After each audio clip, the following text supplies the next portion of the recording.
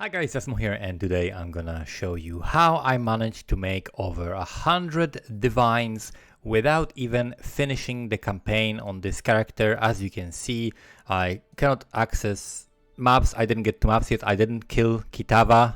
I still have quests in Act 10 to do. My character is level 64. I haven't finished the campaign and I already managed to make over 100 divines from basically a full reset.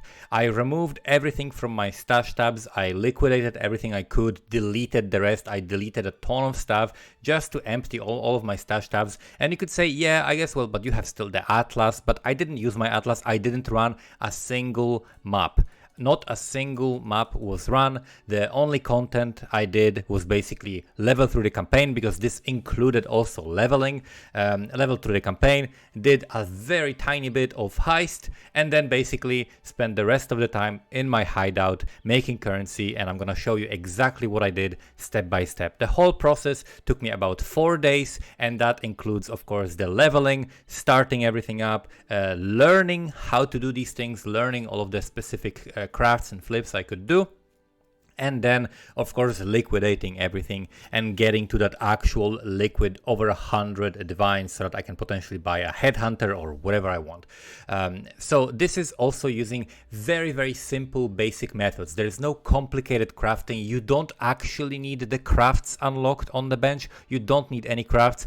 The one craft that could help you make a little bit extra currency with the methods I'm going to be describing are going to be like the flask crafts. So if you have access to these flask crafts, especially like the regen or the reduced mana cost, that could help you make a little bit more currency. You can like maximize the profits, like min-max it a little bit, but it's also not even necessary. You can totally do this with that. So you can do this from fresh start, and this all has been done over 1 month into the league. And all of those like low budget flipping, low budget crafting strategies are more powerful at the beginning of the league. Right now, most people have stopped playing. There's still a lot of people playing. It's a very healthy economy compared to other leagues 1 month in. That's why I decided to try it in this league, because I decided to also myself practice and learn different ways of acquiring currency. But it's still 1 month into the league and we managed to do this. So I'm going to take you step by step. I'm going to explain some things about pricing items and selling and flipping and all of that stuff that I learned that are, I think, pretty valuable lessons that can be applied to a lot of different things. So to start with, I picked a character. The character would be Raider, because I'm in my hideout and I can move really quickly, right? I can go to a stash, I can go to a crafting, I can move to the waypoint, I can go to another person's hideout. Maybe I need to go to their stash because I need to like look for their stash so that I can pick up extra currency because they have more of the items that I want to buy, and so on. So Raider is naturally the best choice for a hideout hero character. Additionally, in the beginning, we're going to do a little bit of heist. So again, Raider, perfect character for that. Toxic Rain doesn't really need any gear, so that's why I decided to go with. I started leveling, of course, from scratch, SSF, without any leveling gear, just as if it was my league start. As I was leveling, I was picking up random flasks and uniques, and I was selling them for like 1C each. Anytime someone wanted to buy one of these things for 1C, I would sell it to them, and then I ended up with like 10 chaos that I managed to use to equip my character with some basic gear, right? I bought like Queen of the Forest, I bought Ascent from the Flesh, like basic Queen of the Forest at this time of the league without any specific things is 1 chaos. You can buy like the cheapest Queen of the Forest for 1 chaos. So you can buy this for 1 or 2 chaos, you can buy 3-step Assault for 1 chaos, you can buy Karui Ward for 1 chaos, Ascent from the Flesh for 1 chaos, you can buy a +2 Essence and just slap it on a bow, right? So everything is super cheap, just capped my resistances. Basically by the time I got to the infinite heist, or just heist in general, because you don't really need to do infinite heist, because the only thing I did was basically like about 10 contracts, something like that, just to get a final couple of pieces on my character, which I actually didn't end up needing because I like killed so few monsters. I can type /kills, and as you can see, this character killed 26,000 monsters, which is basically just going through the campaign. So we made this character that can do heist, and then I got about 20 chaos to get started with. So that was step number 1. Level the character to level 64, do heist, get like 20 chaos. Then what I want to do from that is number 1, craft flasks. I still have a bunch of flasks that haven't sold, and flasks are very simple to craft. What you want to do is you want to get item level 84 flasks. So I have prepared here a few bookmarks, and I recommend you get a better trading extension for Chrome, which allows you to bookmark out of searches. This is very, very helpful because you can quickly come back to them, and as you can see later, you're gonna want to repeat certain methods a lot of the time, so you can like quickly open that. So I recommend getting better trading extension. I recommend getting Awakened PoE Trade for quick price checking, and something like PoE Lurker or some kind of a trade companion that allows you to trade a little bit quicker and more conveniently. Those things are a huge quality of life, and they're going to make you much faster.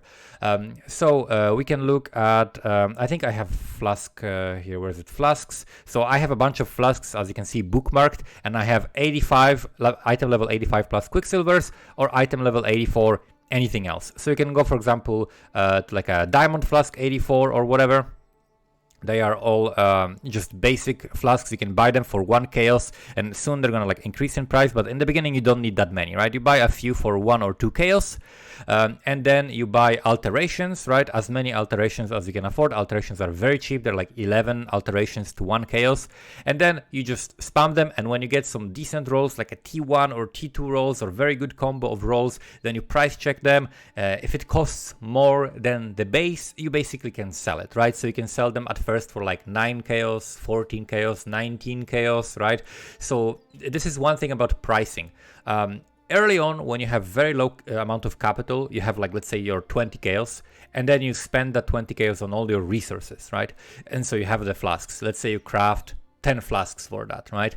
These flasks need to be priced very aggressively. So if you have low starting capital, if you need to sell it very, very quickly, you need to price aggressively. So let me look at example random flask, okay? So I have a flask here that has 69% increased effect. We've got increased effect and a reduced effect of curses, T2, right? This is not an amazing flask, so I will look at this. At first we can see 50 chaos, 50 chaos, 80 chaos. I can click on trade to see more details, and we can see if they are enchanted or not, or how good are the rolls. And as you can see, there is nothing enchanted until we get to here, to like 150, but this one has better rolls. So if I wanted to price it aggressively, I would price it for 49 chaos, right? So I would basically go change this to 49 chaos if I wanted to sell it as soon as possible, and that way I can get my money back quicker, and I don't need to actually kill monsters and run content. I can continue crafting and moving on up and up in different methods of acquiring currency. So what I did is I priced these flasks that I crafted for like 20 chaos pretty aggressively. I went back to heist. I did maybe 2 contracts, and like a couple of flasks sold. When the couple of flasks sold, I already had like 40 chaos, right? I essentially doubled my money immediately, and then I continued crafting flasks a little bit longer until I got to the second method. So the second method that I looked at was divination card flipping. There are tons of divination cards that you can find. I will link this in the description. I will not give you examples of everything, right? Because I will not like tell you every cell, flip this, flip that. I will tell you how to find them, and I will give you an example of one that I did that, for example, worked for me at some point, right? Because at some points this is gonna work, at some point this is not gonna work, and I'm gonna tell you how to find out what works and what doesn't.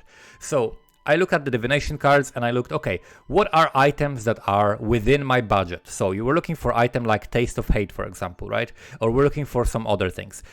Let's say you crafted the flasks. Let's say you flip, let's say you have like 200 chaos budget, okay? What can you do for 200 chaos? Which divination card can you flip? So what I would do at this point was look at cards that are similar budget to what I have, so I can basically like spend as much money as I have to get as big returns as I have. So currently I think Mathiel is playing a Voltaxic Rift build, and a Voltaxic Rift has a card called Tranquility. So as you can see, the card called Tranquility, it's 1 out of 7 for Voltaxic Rift. You can buy this for roughly 15, 20, 25, 30. So early on, you're going to be able to buy some of these. Once you exhaust these cheap cards, they're going to be a little bit more expensive. So again, there's a limited amount of times you can do each of those things. That's why you want to have multiple methods on rotation. So let's say you manage to buy on average like 7 cards, average 20 chaos. Would that be profitable, right? So it'll be 7 times 20, that will be 140. You spend 140 cards on this. So how much is Voltaxic Rift that is uncorrupted. Voltaxic Rift that is uncorrupted. Right now, we got 200 chaos. So if you collect the set, you do 7 trades of this, you earn 60 chaos. And that is minimum. This is the important part. That is the minimum that you're going to get, because you can get better rolls. This is the thing that people don't understand about divination card flipping. People look at a divination card and they're like, oh, okay, for example, there's a card for Astramentis. You look at the card for Astramentis. I looked at it at a certain point. Astramentis itself was selling for 35 chaos. The card itself was 10 chaos, and you need 3 cards. And it's like, okay, I'm gonna assemble these 3 cards. I'm gonna buy them all for 10 chaos. That's gonna cost me 30, and then I can sell Astramentis for 35. Doesn't seem that good, right? Until you consider the fact that you can get good rolls. When you get good rolls, you can sell some things for significantly more. So this is the minimum. You need to take the average of the sum of between the minimum rolls and maximum rolls, right? So let's say certain items have a very small range of rolls, and people care about these rolls as a lot, right? That can be, for example, Brass Dome, right? If there was a divination card for a Brass Dome, you could open divination card for Brass Dome if they are priced about so that you get like minimal profit from min roll Brass Dome. It would be very profitable, because every now and then you would hit the +5 max res and you would get a bank, right, out of that. So that's what you need to consider. It's not just the minimum that you're getting, you're also getting better rolls, and that can add to your profits and increase your margins. So you're doing this, like at minimum you're getting 60 chaos. While you're doing this, you're also crafting your flasks for the remainder of the currency. So what I was doing is, I had some chaos in here for ready for trades. I had some alterations and some flasks that I was buying constantly bases from. And then as I'm waiting for people, I'm crafting these flasks, right? I'm messaging someone, waiting for them to reply. I craft a flask. Someone replies, I go to their hideout. I wait for them to give me the item. I craft the flask. And as I'm doing this, I'm maximizing the time efficiency, right? Because I'm not killing monsters in the meantime. I'm not doing anything else. So I'm maximizing the time efficiency by crafting in between trades and always having something that I can do, right? Always looking for cards and things like that. I also recommend using live searches for these things, because people will look at these cards, right? People will look at the Tranquility card, for example, right? And they'll see, okay, 10 chaos, 15, okay, I'm gonna sell for 15, right? People will usually price it for like 15, for 14, maybe they'll price it for 20, right? And this is still profitable for you. So what you do is you go down to buyout price, you go, let's say 19, let's say you wanna get anything that is like below 20, right? And then you go to activate live search. And you just keep this, and then you can then you can just go about your thing, go do other things, right? Like craft your flasks, look for other flips, read about other cards, see what else you can potentially get into, right? I have like a whole spreadsheet like full of like notes, right? Full of notes where I'm writing costs and breakdowns and seeing if cards are profitable, right? The way you want to look at cards is basically this. You go to whatever is the complete item, right? So I'm going to just keep using this Voltaxic Rift item, right? So you go to this and you type, okay, that is 200, okay? That is 200 C for the whole item. Then how many cards to assemble it? 7 cards, okay? So what is 200 divided by 7, right? So we've got equals 200 divided by 7. That's gonna be 28, okay? So if this is 28 is like break-even point. So each card is supposed to cost 28 chaos. Now, if you're buying every card for 20 chaos, that means you are making 8 chaos every single trade, right? If you acquire more currency, you're going to be able to move up to divination cards where you're going to be making, for example, 25 chaos per trade. And with 25 chaos per trade, you do 10 trades, you got a divine. You do 10 trades, you got a divine. 10 trades, you got a divine. And you can do a lot of these trades, right? So you can make a lot of divines per hour if you get more than just one method, if you get more than just one bow, more than just one flip from the divination cards. Because at first, you're going to post this for 199 chaos, just to sell it quickly, and then someone else is going to post it, and someone else. And the more items you flood the market with, the harder it's going to be for you to sell them at a higher price, right? And other people are going to start undercutting you. Then if you want to sell, you got to undercut them if you don't have enough currency, right? So you're going to be saturating the market with items, and then you're gonna have to move on to something else, give this market a break, and then you can come back to it. Usually what I'll do is I'll have like 8 to 10 methods like on rotation. So I'll have one of the Voltaxic Rift, one of the some other thing, one of some other thing, and I will just have them in my stash. So I had basically like I had items like in a row, and as soon as something would disappear, okay, I make another one, right? Oh, this thing sold, okay, I make another one, and I just, okay, everything is saturated. I have all of my items that I'm flipping ready for sale. All right, let's craft flasks, right? Let's craft whatever I can craft with the remainder of the currency. So once you do that, you're gonna start increasing your currency exponentially. You're gonna find higher and higher flips, whatever you can afford, whatever is the higher flip from the divination cards, and then you're gonna move on to another thing. You're gonna want to add more and more things. So the next thing I would add would be crafting of cluster jewels. So the cluster jewel that I'll give you one example of that I had a lot of success with was medium trap clusters. So the way you discover this, by the way, right? Like how do I know that medium trap clusters? How would I possibly know, right? So you go to PoE Ninja, right? You look at builds, and then let's say click DPS. Highest DPS. What's highest DPS? Ice trap, ice trap, ice trap. Okay, people are playing traps. There are also other traps, right? People are playing traps in pretty much every ascendancy. Traps are very, very popular this league. So therefore I go and look at, okay, what these characters are using. Okay, shit, we cannot craft anything for the gear because they're using all uniques, but they're using jewels, right? And the cluster jewels are actually very, very cheap and very, very basic. They use guerrilla tactics with surprise sabotage. They use arcane pyrotechnics with surprise sabotage. Okay, so we're looking for like guerrilla, surprise, arcane.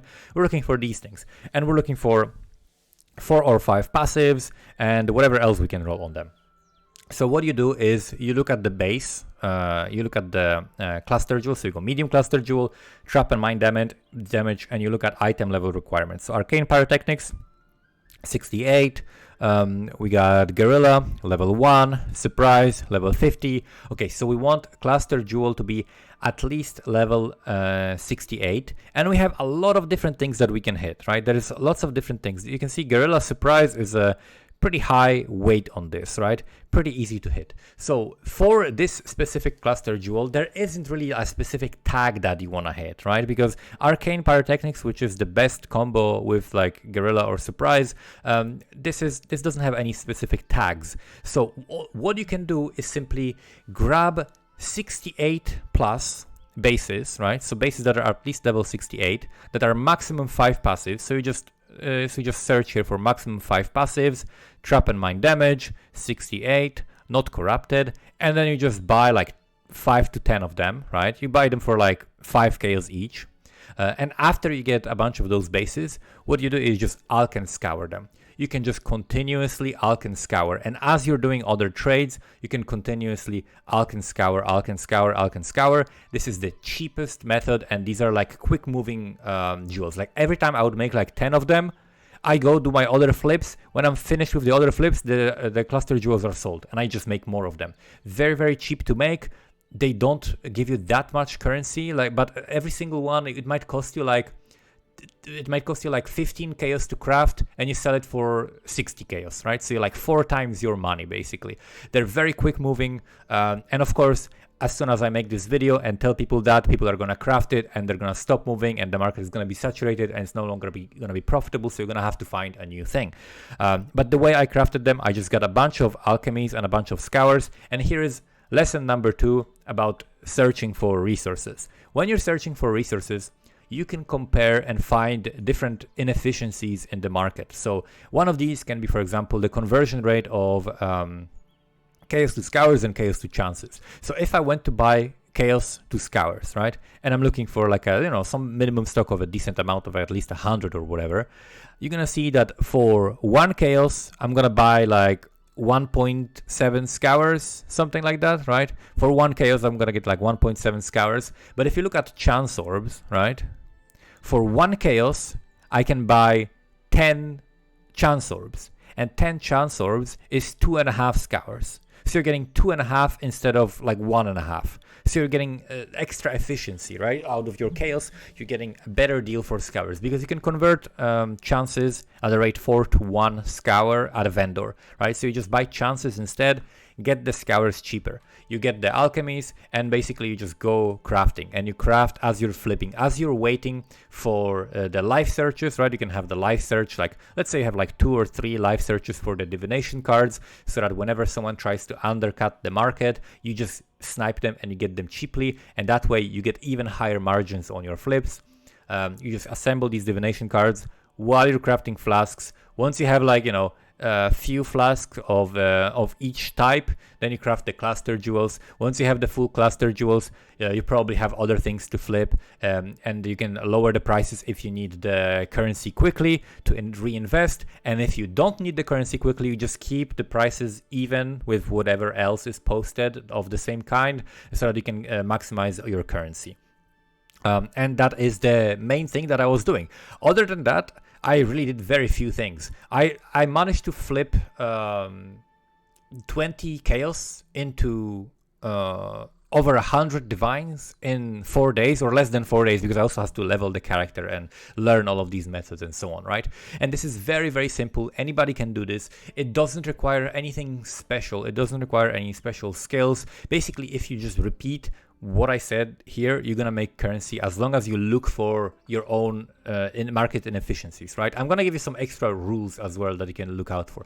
Basically, the thing that you wanna look out for is you wanna look out for items that you assemble where the supply of the parts is higher than the supply of the result, but the demand for the parts is lower than the demand for the result. So I'll give you a good example of that, okay? This is something that a lot of people caught on to now, and a lot of people are doing this now, but this is something that even despite a lot of people doing that, it can still be profitable, but at different times, right? So you have to pay attention to the market and see what the prices are currently. So Tower of Ordeals.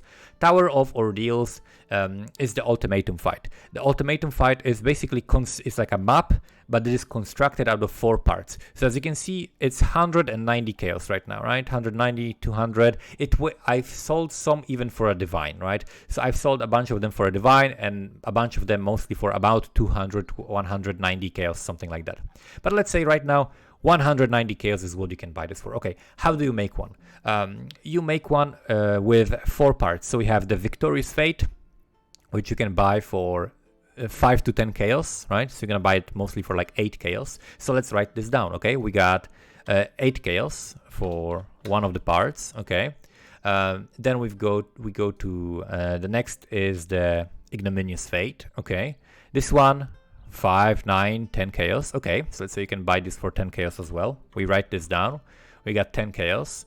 Then we got the next part, which is the Will of Chaos. And that part is for like 15, 20 chaos. So let's write 20. This is I'm writing basically from experience, knowing like what price I could usually purchase them for in a large amount.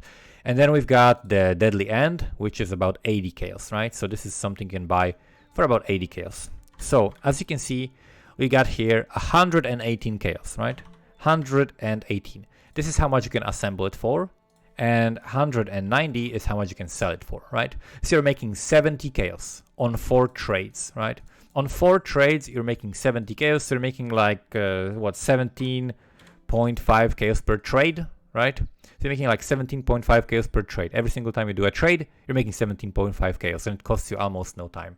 It's a very, very good example of the rule that I'm talking about.